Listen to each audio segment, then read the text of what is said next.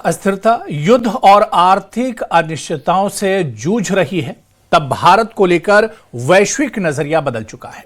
सवाल यह नहीं है कि भारत उभरेगा या नहीं, सवाल यह है कि भारत कितनी तेजी से कितनी ऊंचाई पर पहुंचेगा।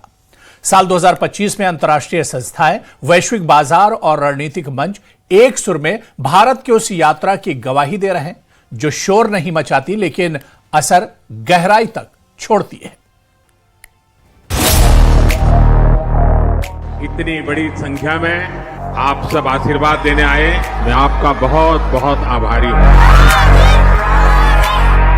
आज हम समुद्र से समृद्धि का महा उत्सव मना रहे हैं। भारत के समुद्री तट भारत की समृद्धि के प्रवेश द्वार बनने वाले हैं।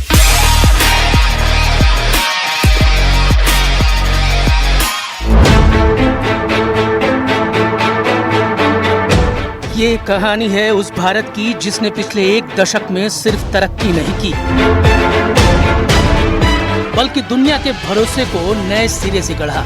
मोदी सरकार के दौर में नीतियां डगमगाई नहीं, दिशा कभी भटकी नहीं और फैसले तात्कालिक लाभ के लिए नहीं बल्कि आने वाली पीढ़ियों को ध्यान में रखकर लिए गए। यही वजह है कि आज दुनिया भारत को एक ऐसे देश के रूप में देखती है जो घोषणाओं से नहीं, ठोस नतीजों से अपनी पहचान बनाता है।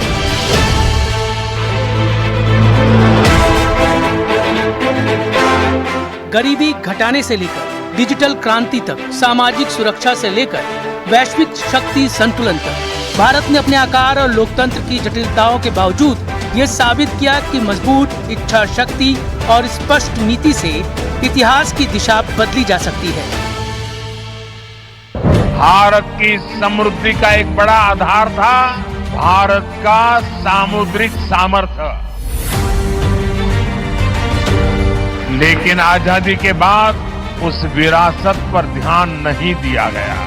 लेकिन साथियों, अब ये भारत नया भारत है। कहानी आगे बढ़ती है तथ्यों के साथ।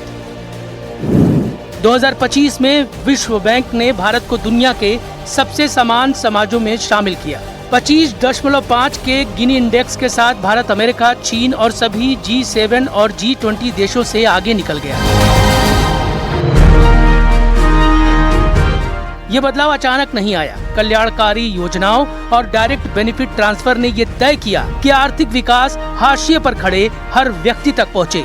इसी मॉडल का असर सामाजिक सुरक्षा में दिखा।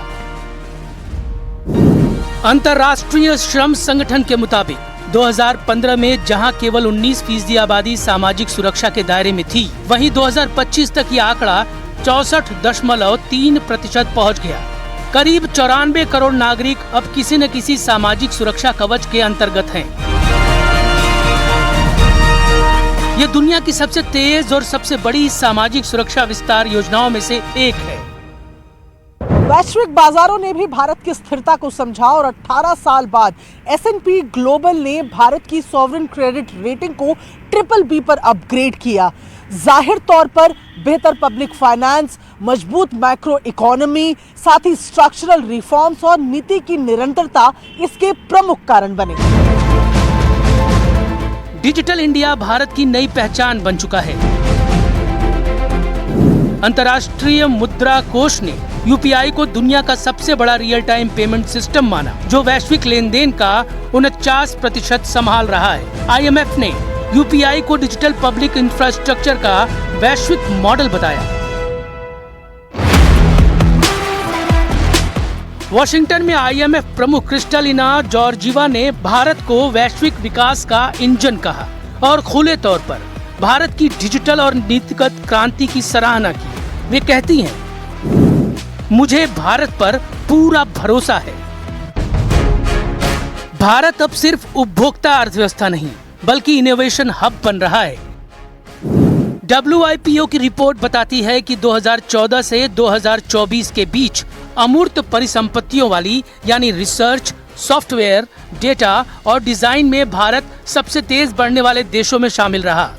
QS world future skilled index ने भारत को डिजिटल स्किल्स में दुनिया में दूसरा स्थान दिया, कनाडा और जर्मनी से भी आगे। गरीबी उन्मूलन के मोर्चे पर भी भारत ने ऐतिहासिक काम किया। विश्व बैंक की रिपोर्ट बताती है कि पिछले 10 वर्षों में 17.1 करोड़ से ज्यादा लोग गरीबी रेखा से बाहर निकले। उत्तर प्रदेश, महाराष्ट्र, बिहार, पश्चिम बंगाल और मध्य प्रदेश ने इस गिरावट का 2/3 हिस्सा संभाला। मुझे मेरे देश के गरीबों पर भरोसा है, उनके सामर्थ्य में भरोसा है।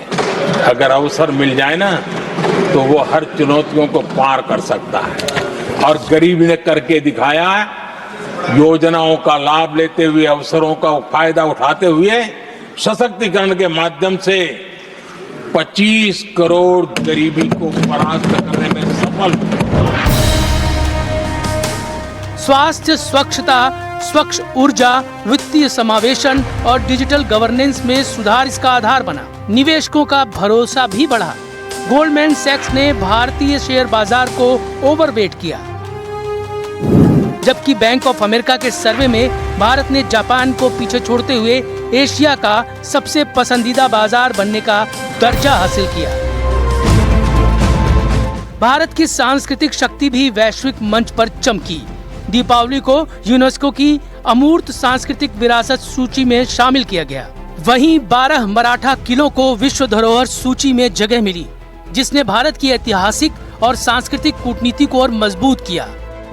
विश्व बैंक ग्लोबल फिनडेक्स के मुताबिक 2011 में जहां केवल 35% भारतीयों के पास बैंक खाता था, वहीं 2024 तक ये आंकड़ा 79% पहुंच गया। जनधन योजना ने न केवल खाते खोले बल्कि करोड़ों लोगों के लिए आर्थिक तरक्की के दरवाजे भी खोले। यही नहीं, राजनीतिक स्तर पर भी भारत की छवि मजबूत हुई। मॉर्निंग कंसल्ट ने प्रधानमंत्री नरेंद्र मोदी को दुनिया का सबसे लोकप्रिय लोकतांत्रिक नेता बताया। प्यू रिसर्च के अनुसार लोकतंत्र से संतुष्टि के मामले में भारत दुनिया में दूसरे स्थान पर रहा। नवाचार और रणनीतिक ताकत में भारत की छलांग साफ दिखी। ग्लोबल इनोवेशन इंडेक्स में भारत 2015 के 81वें स्थान से सीधे 38वें स्थान पर पहुंचा। क्यूएस एशिया यूनिवर्सिटी रैंकिंग में भारतीय विश्वविद्यालयों की संख्या में 1000% का उछाल आया। एशिया पावर इंडेक्स ने भारत को मेजर पावर घोषित किया। स्टैनफोर्ड यूनिवर्सिटी की रिपोर्ट में भारत एआई प्रतिस्पर्धा में दुनिया में 3रे स्थान पर पहुंच गया। अब नए साल में दुनिया भारत को एक नारे के रूप में नहीं, एक स्थिर शक्ति के रूप में देख रही है।